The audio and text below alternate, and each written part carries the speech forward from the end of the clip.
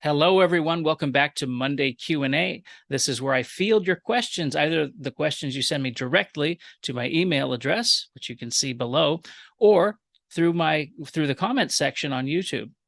If you have a question, go ahead and send me a message or a comment on any of the videos that you see on the channel, and I'll do my best to get to it in short order, especially if I'm good at answering it. If I'm not good at answering it, you may run the risk of me providing a fun but unsatisfying answer. If you enjoy this series, make sure to like, share, subscribe to the videos in the channel. It's greatly appreciated. Keep them circulating. We've had some great feedback so far. Now, today's question is about Scripture in the Eastern Orthodox tradition. The question is, since the Eastern Orthodox Christians hold the Septuagint in such high esteem, how should they approach the Masoretic Text? So for those of you who are listening and don't know those terms, the Septuagint is the Greek language Bible, also written sometimes by its abbreviation LXX for the 70. And the Masoretic Text is the popular Hebrew Bible that is in circulation, and is the main Hebrew Bible that is used by the Jewish community. So, to ask it again, how should Eastern Orthodox Christians approach the Masoretic Text? And I think there's a number of ways to answer that question. First and foremost, for people who are not familiar with that tradition, the Eastern Orthodox Christian communion inherits a tradition of the Septuagint, that Greek language. Now, the Septuagint in the Eastern Orthodox tradition is really the centerpiece. It's the primary text. It forms much of the language used in the liturgical tradition and patristic quotation. And of course, Greek Orthodox New Testaments appear to quote from the Septuagint version quite frequently. In fact, one may even find that the majority of quotation is from either the Septuagint or something like it, maybe a paraphrase of it. So that to say, the primary text for the Eastern Orthodox Christians is the Septuagint. How should one approach the Masoretic, given that call it primacy, or it's the primary text of the church. The Masoretic text is an interesting case study, and comparing the two texts, the Septuagint and the Masoretic, allows for one to view Scripture as a process rather than an artifact. So in the Christian East, and this is applicable to the different traditions of Eastern Christianity, be it the Chalcedonian Eastern Orthodox tradition, the non-Chalcedonian Oriental Orthodox tradition, the Church of the East. These traditions, in addition to most apostolic Christianity, I think Roman Catholics would probably agree as well, text testifies to the belief of the community. In other words, the community is not bound to the text the way some in the West who follow the doctrine of sola scriptura would interpret. Instead, it's sort of the other way around. The text testifies to the belief. The text records it.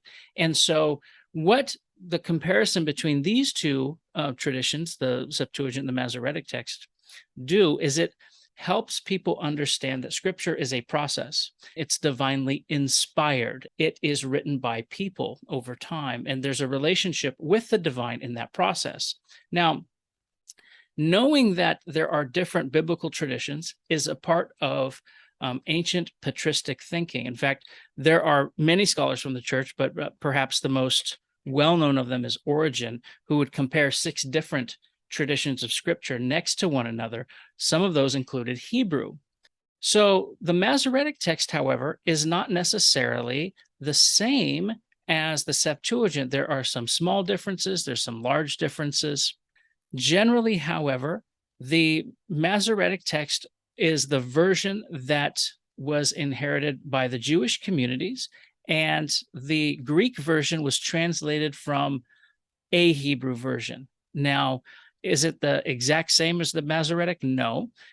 And in many places, it differs substantially. But it did come from a common Hebrew source at some point. In fact, there were interpretive decisions made with the Septuagint. In other words, whenever you translate a document from one language to another, there's a process of understanding and interpreting how that that first text is understood by the people translating it at the time. So what this does is it lets us be aware of different ways of reading. Now, one thing people may not realize is that when things are written in Hebrew, and this goes for things like Aramaic or even Arabic, the text does not necessarily need any vowels in the text. Vowels are a later development in written tradition. And so they're easier to see in European languages and European writing systems than they are in the East. So things like Hebrew, you could write a word with its consonants, but you could speak it different ways. And those different ways that you speak it would tell you what you mean by such a thing. You could say something like Melech, king, or you could say Malach, he reigned. So you could say Malach HaMelech, the king reigned. And most of those words look very similar. Right? King and to or he reigned are spelled exactly the same way. Sometimes we can put vowel marks on the text to help us better understand and clarify in writing what we would otherwise know and infer by speaking.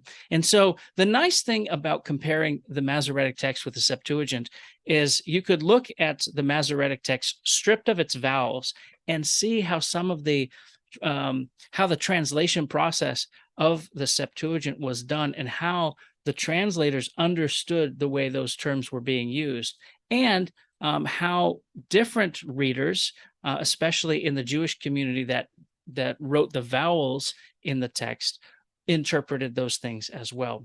What the Masoretic text does in that case is it helps us understand that Scripture is not necessarily an object, but a process. It's a communication.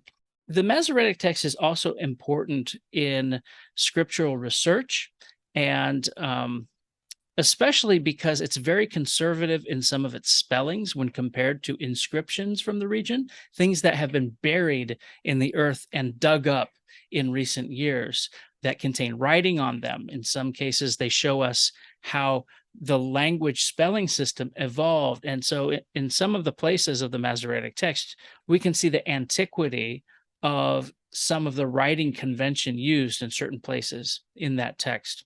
I think one of the other questions that the general question asks us is, how important is Hebrew for, well, an Eastern Orthodox Christian, but all Eastern Christians for that matter? How important is Hebrew? Hebrew is an important language because it's the language from which the texts originated. More so, the Masoretic text is one example of a Hebrew Bible. If you've heard of the Dead Sea Scrolls that were found at Qumran in the Holy Land, these contain Hebrew language Bibles. And in some cases, they're exactly the same. In other cases, they differ slightly. In other cases, you may find a text presented in a very different way. So we may ask, is it the same book? For example, Deuteronomy is often presented in the first person in one example, or at least in one example of Deuteronomy from the Dead Sea Scrolls. So is it the same Deuteronomy, or is it a first person, is it a first person writing of Deuteronomy, right? So which Hebrew Bible is a question, and knowing that different Hebrew Bibles played into the translation process of several ancient scriptural text traditions is really important. I mean, Jerome translated the Latin Bible from Hebrew, and he makes commentary. His commentary on the Old Testament regularly discusses that process. The Syriac Pshito, for example, the Old Testament is taken from the Hebrew, not the Greek. So there's a lot of interesting things that happen in Christian scholarship, and then the question of how is Hebrew important? Well, is the Masoretic as important maybe as the Dead Sea Scrolls? Are both important? So I'll infer an answer on that one. I think it's, knowing more is always helpful, and knowing how different things relate to one another is helpful. And then finally, I would say this is the most important reason why the Masoretic is important for Eastern Orthodox Christians, is that it lets readers of Scripture encounter the Semitic aspect of the Semitic faith.